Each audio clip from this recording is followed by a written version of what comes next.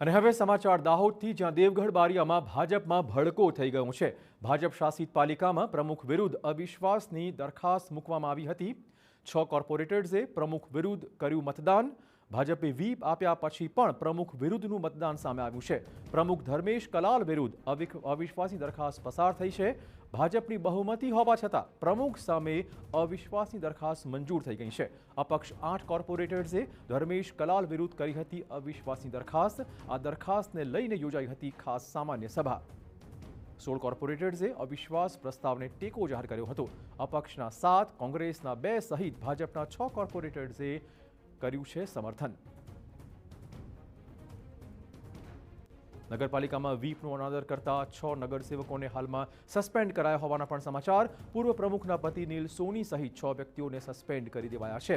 પ્રમુખ ધર્મેશ કલાલ વિરુદ્ધ અવિશ્વાસની દરખાસ્ત વિરુદ્ધ કર્યું હતું મતદાન। ભાજપના સભ્યોએ વિરુદ્ધમાં મતદાન કરતા તેમની સામે આ સસ્પેન્શનની કાર્યવાહી કરવામાં આવી છે।